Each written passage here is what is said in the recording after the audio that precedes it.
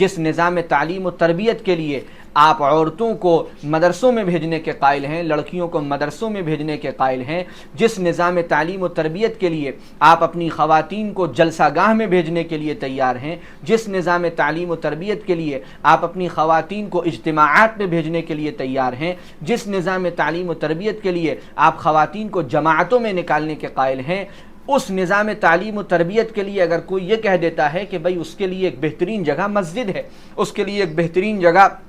مسجد کا نظام تعلیم و تربیت ہے، تو آپ اس کو حرام کہنے لگتے ہیں، مکروہ تحریمی سمجھنے لگتے ہیں۔ السلام علیکم ورحمۃ اللہ وبرکاتہ۔ بسم اللہ الرحمن الرحیم، الحمد للہ والصلاة والسلام علی رسول اللہ۔ محترم ناظرین و سامعین، اس وقت میں ایک بہت اہم مسئلے پر آپ سے کچھ عرض کرنے کے لیے حاضر ہوا ہوں، اور وہ مسئلہ ہے مساجد میں خواتین کی حاضری سے متعلق۔ اس مسئلے پر ناچیز نے اور دیگر بہت سے اہل علم حضرات نے بہت سی تحریریں، بہت سی ویڈیوز ماضی میں بھی پیش کی ہیں، لیکن ابھی گزشتہ دنوں 20 اکتوبر سے 22 اکتوبر تک دارالعلوم ندوۃ العلماء میں مجلس تحقیقات شرعیہ کا جو فقہی سیمینار ہوا، اس میں ایک موضوع یہ بھی تھا کہ مساجد میں خواتین کی حاضری کو لے کر ہمارا کیا موقف ہونا چاہیے۔ اس سیمینار میں 50 سے زیادہ ملک بھر کے علماء کرام، مفتیان عظام شریک ہوئے، اور سیمینار کا جو طریقہ ہوتا ہے کہ پہلے سب کے مقالات منگوائے گئے، پھر ان سب کا خلاصہ پیش کیا گیا، پھر اس پر جو بھی ایک دوسرے سے گفتگو ہو سکتی تھی، مناقشہ ہو سکتا تھا، وہ مناقشہ ہوا، پھر ایک کمیٹی بنا دی گئی، اور اس کمیٹی نے ان تمام مقالات کو سامنے رکھ کر، جو بحث و مناقشہ ہوا تھا اس کو سامنے رکھ کر اتفاق رائے سے کچھ تجاویز منظور کی، اور ان تجاویز کو باقاعدہ مجلس تحقیقات شرعیہ کے لیٹر ہیڈ پر جاری کیا گیا، جو آپ کی اسکرین پر بھی اس وقت نظر آ رہا ہے۔ میں انہی تجاویز سے متعلق آپ کی خدمت میں کچھ عرض کرنے کے لیے حاضر ہوا ہوں۔ دور حاضر میں ان تجاویز کی کتنی اہمیت ہے، اور کس طرح ان تجاویز کو ایک ایک مسجد کے ذمہ دار تک پورے ملک میں، پورے بر صغیر میں پہنچنا چاہیے، تاکہ ایک بہت ہی اہم خیر کے وجود میں آنے کا ہم ذریعہ بنے۔ سب سے پہلے میں وہ تجاویز آپ کی خدمت میں پڑھ کر سنا رہا ہوں، اور پھر اس پر چند منٹ کچھ عرض کرنے کی کوشش کروں گا۔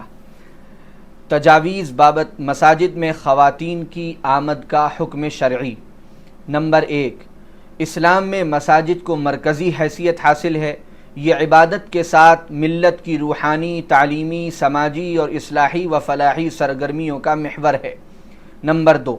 خواتین کے مسجد میں آنے کے سلسلے میں احادیث میں کچھ شرائط کے ساتھ اباحت ثابت ہے، البتہ ان کے لیے گھر میں نماز پڑھنا افضل اور زیادہ باعث اجر ہے۔ صحابہ کرام بھی خواتین کے لیے گھر میں نماز پڑھنے کو افضل سمجھتے تھے۔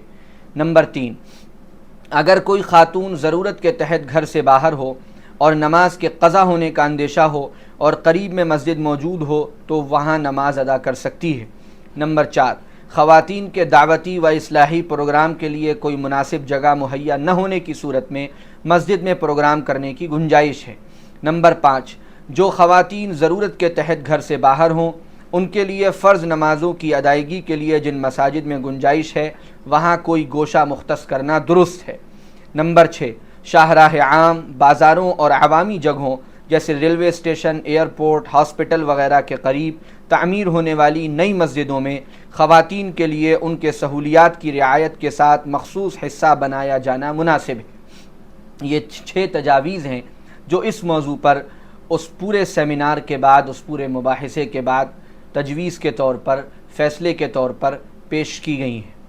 سب سے پہلے تو میں یہ بات عرض کروں کہ مجلس تحقیقات شرعیہ ایک بہت ہی ذمہ دار ادارہ ہے، جس میں ملک بھر کے 85 علماء کرام، مفتیان کرام شریک ہوتے ہیں، اس کے سیمیناروں میں حصہ لیتے ہیں، لہٰذا ان کی طرف سے جو بھی تجاویز آتی ہیں اس میں الفاظ بہت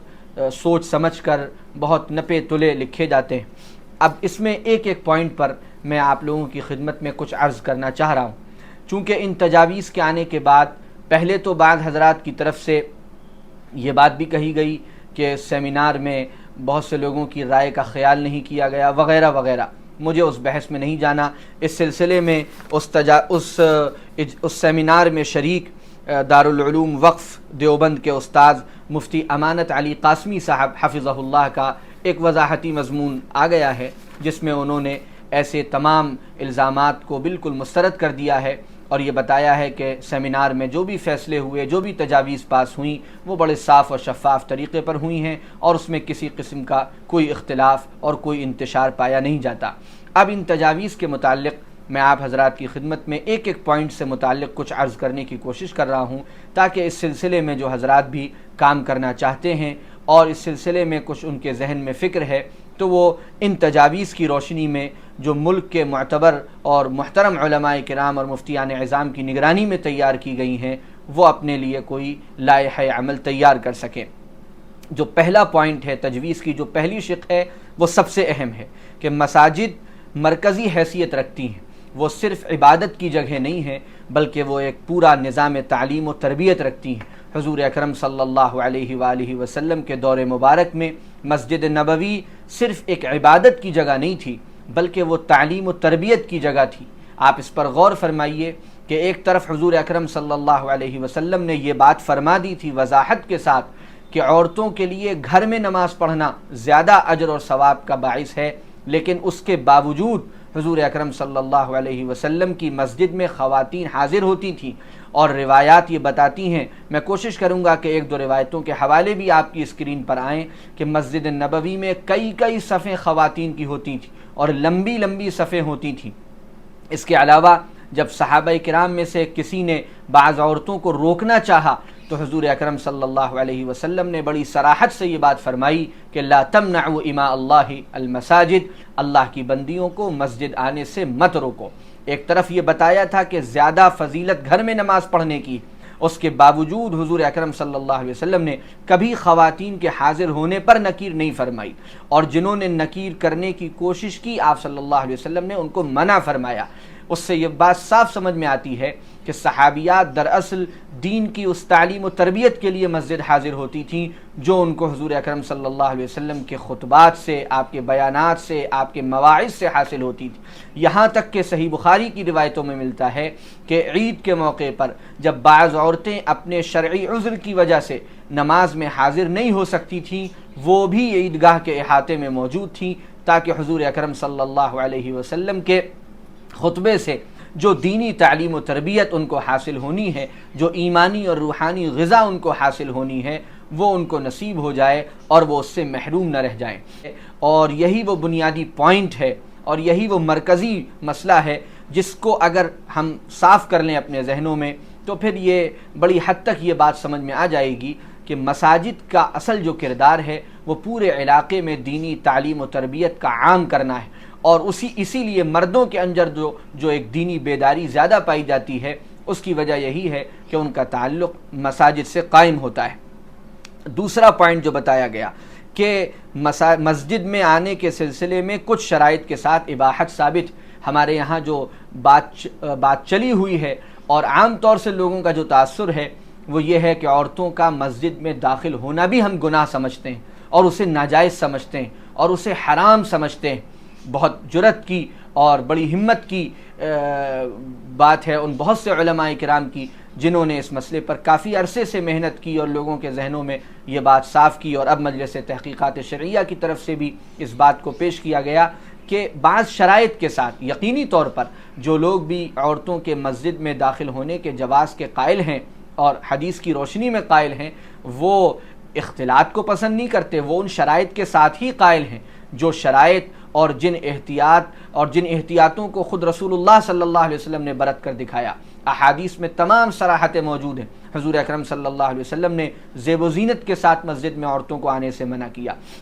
ان کے لیے دروازے الگ کیے، ان کے لیے صفیں الگ کیں، اور ان کے لیے بہت سے ایسے خاص انتظامات کیے اور کیے گئے، اور تب سے لے کر آج تک عالم اسلام میں وہ سارے انتظامات ہوتے ہیں جن انتظامات کی رعایت کے ساتھ ہی عورتوں کو مسجد میں آنے کی اجازت ملتی ہے۔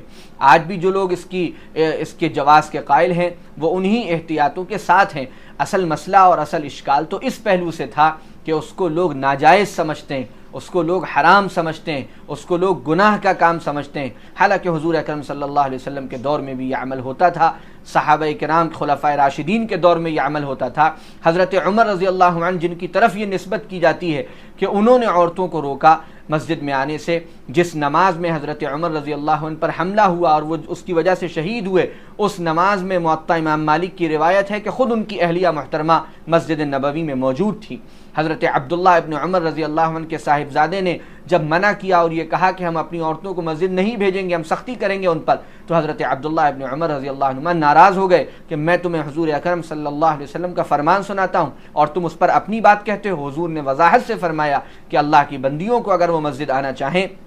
مسجد آنے سے نہ روکو۔ لہٰذا یہ بات جو لکھی گئی اباحت ثابت ہے، یہ بڑی اہم بات ہے، یہ پوائنٹ سب کے ذہنوں میں صاف ہونا چاہیے کہ عورتوں کے مسجد آنے میں کوئی گناہ نہیں، کوئی قباحت نہیں، کراہت تحریمی نہیں ہے، بلکہ یہ اس کا جواز ثابت ہے، اور عالم اسلام میں تب سے لے کر آج تک، دور نبوت سے آج تک اس پر عمل ہوتا رہا ہے، آج بھی سارے عالم اسلامی میں اس پر عمل ہوتا ہے۔ ترکی اور عراق اور سیریا جیسے ممالک جہاں احناف علماء ہیں، احناف فقہاء کرام ہیں، وہاں تمام مساجد میں عورتوں کے لیے انتظام ہوتا ہے اور عورتیں مسجدوں میں حاضر ہوتی ہیں۔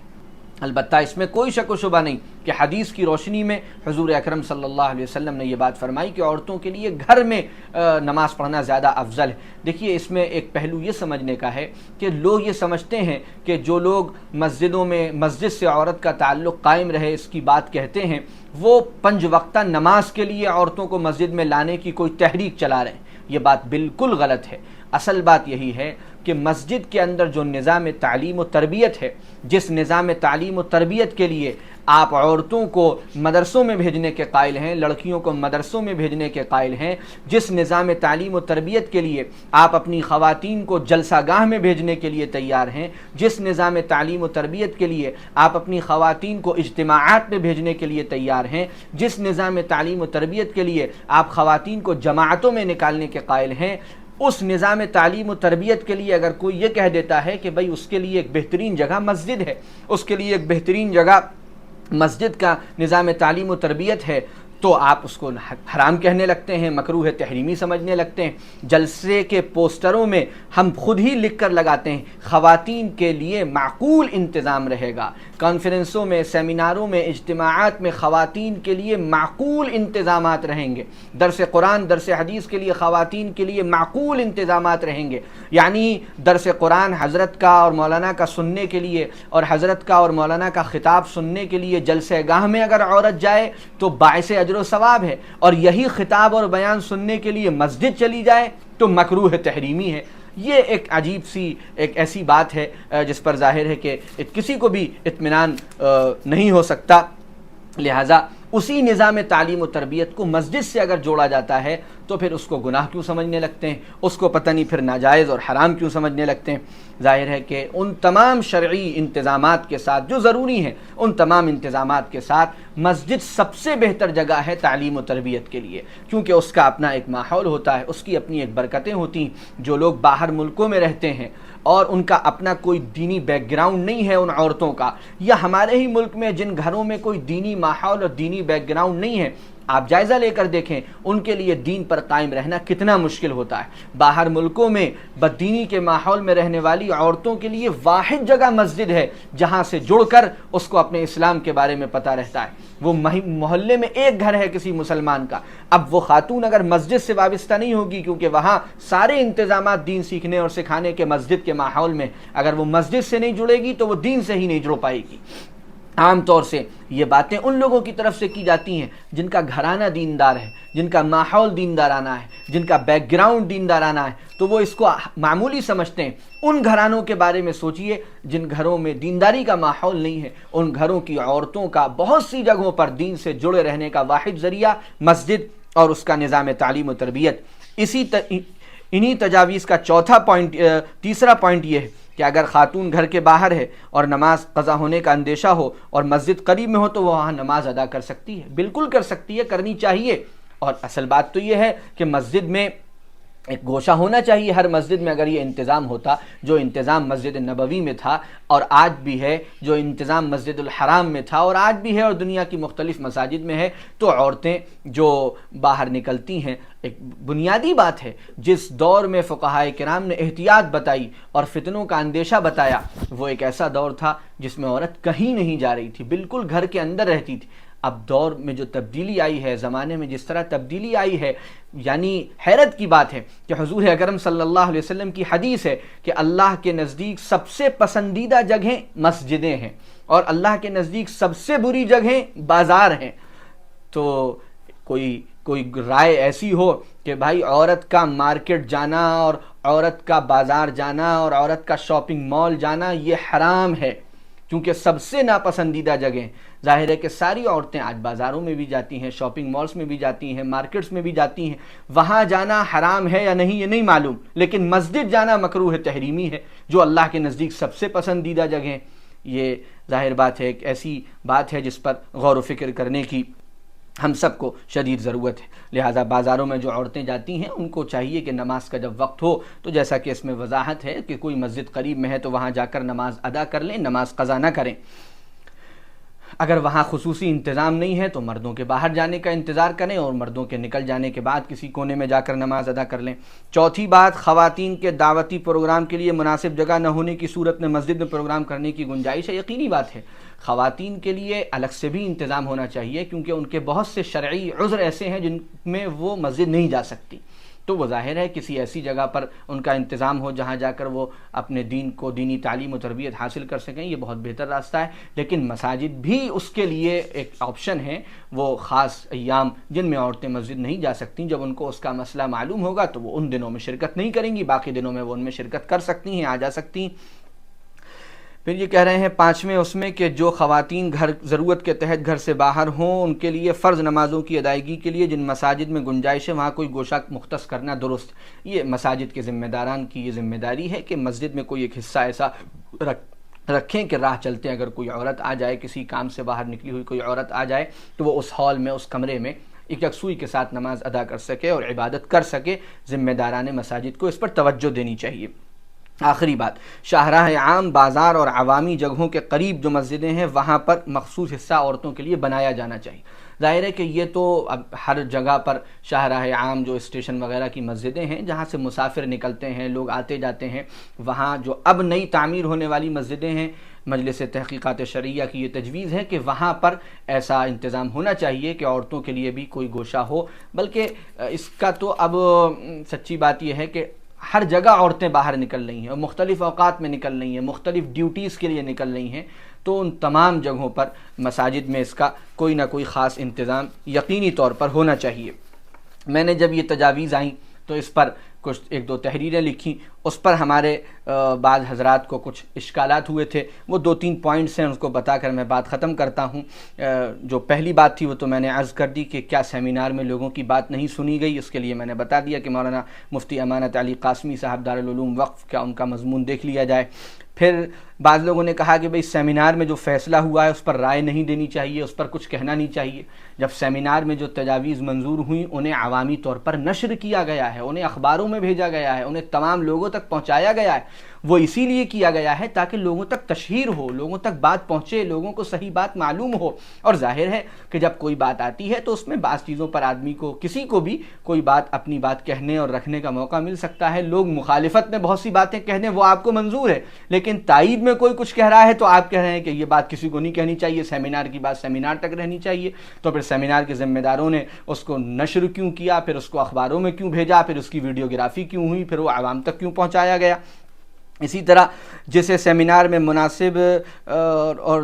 درست کہا گیا آپ اسے لازم کہہ رہے ہیں، ہرگز ہم اس کی نسبت سیمینار کی تجاویز کی طرف نہیں کر رہے ہیں اور کسی بھی چیز کو لازم نہیں کہہ رہے ہیں۔ اور خدا نخواستہ اس بات کی کوئی یہ تحریک نہیں ہے کہ ساری عورتوں کو گھر سے اٹھا کر مسجد میں پہنچا دو، ہرگز نہیں۔ یہ بات شروع سے یہ بات عرض کی جا رہی ہے کہ عورتوں کی مسجد میں حاضری سے متعلق جو بھی نقطہ نظر ہے وہ نظام تعلیم و تربیت کو سامنے رکھ کر ہے. اس نظام تعلیم و تربیت کو ہٹا کر آپ اگر اس حاضری کی بات کریں گے تو وہ موقف بالکل الگ ہے, بالکل دوسرا ہے. جو لوگ یہ بات کہتے ہیں وہ دراصل اس دینی منفعت کی خاطر کہتے ہیں جس دینی منفعت کی خاطر دور نبوت میں عورتیں مسجد آتی تھیں, صحابہ کے دور میں آتی تھیں, خلفائے راشدین کے دور میں آتی تھیں, آج بھی پورے عالم اسلام میں آ رہی, حرمین میں آج آ رہی. آپ یہ بتائیے کہ وہی تو ایک خاص روحانی لطف اور خاص ایمانی حرارت ہے جس کے لیے حرمین شریفین میں سب اپنی عورتوں کو مسجد میں بھیجتے ہیں.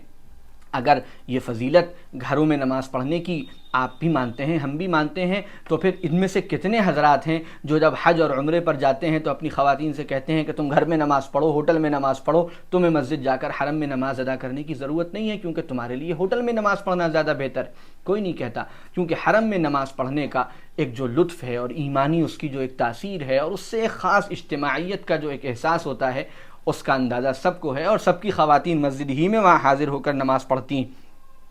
اسی طرح ایک بات کہی گئی کہ جب آپ حضرات شدت کے ساتھ خواتین کو مسجد لانا چاہیں اور دوسرے مکروہ تحریمی کہیں تو اس میں خلاف شریعت کیوں ہے؟ ہرگز ہم شدت کے ساتھ عورتوں کو لانا نہیں چاہتے. ہم اصل اس نظام تعلیم و تربیت کی بات کر رہے ہیں جس کے بارے میں اس ویڈیو میں بھی مختلف مضامین میں عرض کیا گیا کہ وہ نظام تعلیم و تربیت جو آپ کے لیے, جو آپ مدرسوں میں جائز سمجھتے ہیں, اجتماعات میں جائز سمجھتے ہیں, جلسوں میں جائز سمجھتے ہیں, درس قرآن میں جائز سمجھتے ہیں, وہی نظام و تعلیم و تربیت اگر مسجد سے جڑ جاتا ہے, جمعے کے خطاب سے جڑ جاتا ہے, عیدین کے خطاب سے جڑ جاتا ہے تو وہ حرام اور مکروہ تحریمی کیسے ہو جاتا ہے؟ اس پورے پس منظر کو جب ہم سمجھیں گے تو بات پوری طرح واضح رہے گی. اور ہرگز اس کے لیے نہ کوئی تحریک ہے, نہ اس کے لیے جب اتنی بات کہی گئی تو اب ان تجاویز میں مکروہ تحریمی والا موقف نہیں ہے. اس میں اباحت کی بات شرائط کے ساتھ کہی گئی ہے اور یہی بات وہ کامن ہے جس بات کو عام ہونا چاہیے, لوگوں کو معلوم ہونا چاہیے کہ یہ حرام اور ناجائز کام نہیں ہے. جبکہ مکروہ تحریمی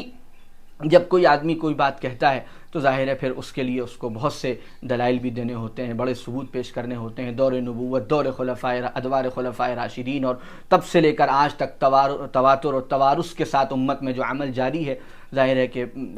خود فقہائے احناف کے یہاں ترکی, شام اور عراق وغیرہ میں جاری ہے, تو وہ پھر ایک سوالیہ نشان ہوتا ہے اور اس پر غور و فکر کرنا چاہیے. یہ تجاویز اور اس پر یہ مختصر سی گفتگو آپ سب اس کو عام کریں, لوگوں تک پہنچائیں, مساجد کے ذمہ داران تک پہنچائیں تاکہ یہ معلوم ہو کہ ایک ذمہ دار ادارہ مجلس تحقیقات شرعیہ جس میں 85 علماء کرام اور مفتیان عظام نے شرکت کی, ان سب کی متفقہ رائے کے مطابق یہ تجاویز منظور ہوئیں. متفقہ سے مراد اجتماعی فیصلوں میں ہر ایک کی رائے پر ظاہر عمل نہیں ہو سکتا, آخر میں جو چیز منظور ہوتی ہے وہی متفقہ گویا کہلاتی. ان میں سے بھی بہت سے حضرات کو